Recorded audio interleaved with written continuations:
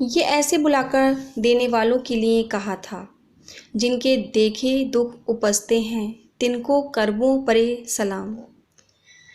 क्या कहते हैं लेखक, देखिए, जिनके देखे दुख उपजते हैं तिनको करबों परे सलाम, कि देखने पर जिनको दुख उपजते हैं, जिनको देखकर दुख उत्पन्न होता है।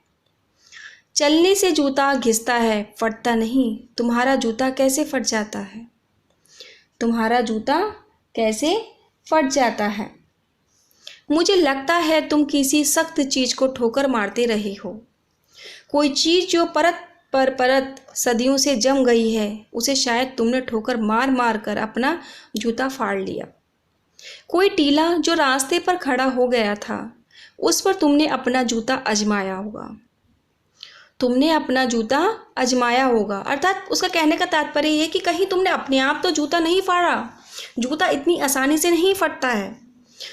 तुम उसे बचाकर उसके बगल से भी निकल सकते थे, टीलों से समझौता भी कर सकते थे। जो रास्ते में ऊंची ऊंची सड़कें मिल जाती हैं या पत्थर मिल जाते हैं, तुम उनसे बचकर भी निकल सकते थे। सभी नदियां पहाड़ थोड़े ही फोड़ती हैं, कोई रास्ता बदलकर घूमकर भी तो चली जाती हैं। तुम समझौता कर नहीं सके, तुम समझौता कर नहीं सके। क्या तुम्हारी भी वही कमजोरी थी जो हौरी को ले डूबी? वही नेम धर्म वाली कमजोरी, नेम धर्म उसकी भी जंजीर थी। मगर तुम जिस तरह मुस्कुरा रहे हो, उससे देखकर लगता है कि शायद नेम धर्म तुम्हारा बंधन नहीं था, तुम्हारी मुक्ति थी। तुम्हारी ये पाँव की उंगली मुझे संकेत करती सी लगती है, जिसे तुम घृणित समझते हो। उसकी तरफ हाथ की नहीं, पाँव की उंगली से इशारा करते हो।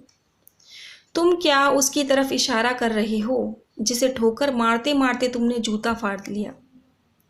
मैं समझता हूँ, तुम्हारी अंगुली का इशारा भी समझता हूँ और व्यंग मुस्कान भी समझता हूँ। तुम मुझ पर या हम सभी पर हंस रहे हो, तुम मुझ पर या हम सभी पर हंस रहे हो, उन पर जो अंगुली छिपाए और तलवा घिसाए चल रहे हैं, उन पर जो टीले की बरकरार बाजू से निकल रहे हैं। तुम कह रहे हो, मैंने तो ठोकर मार मार कर जूता फाड़ लिया, अंगुली बाहर निकल आई पर पाँव बच रहा और मैं चलता रहा, मगर तुम अंगुली को ढकाने की चिंता में तलवे का नाश कर रहे हो। तुम चलोगे कैसे? मैं समझता हूँ, मैं तुम्हारे फटे जूते की बात समझता हूँ, अंगुली का इशारा समझता हूँ, तुम्हारी व्यंग मुस्कान को भी समझता हूँ।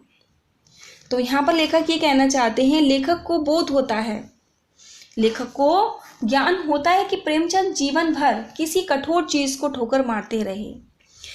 ठोकर मारने से तात्पर्य है कि वो अपने जीवन में परेशानियों का सामना करते रहे।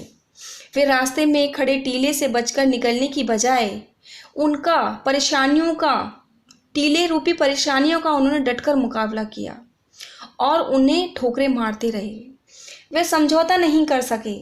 जैसे गोदान का हौरी नेम धर्म को नहीं छोड़ सका, वैसे ही प्रेमचंद ने नेम धर्म को नहीं छोड़ सके। नेम धर्म उनकी मुक्ति का साधन था। प्रेमचंद के पांव की उंगली मानो उसी घृणित जगह का संकेत कर रही है जिस पर ठोकर मारकर उन्होंने अपने जूते फाड़े थे। वे अब उन लोगों पर हंस रहे हैं जो अपनी उंगली को ढकने की चिंता में तलवे घिस रहे हैं। लेखक ने कम से कम अपना पाँव बचा तो लिया, लेखक ने कम से कम पाँव बचा तो लिया, परंतु लोग अपने तलवे का नाश कर रहे हैं कि लोग उन बुराइयों में खुद को डुबोते चले जा रहे हैं। कहने का तात्पर्य है कि लेखक उनसे बाहर निकल के तो आ गया। इस तरह से आपने प्रेमचंद के फटे जूतों से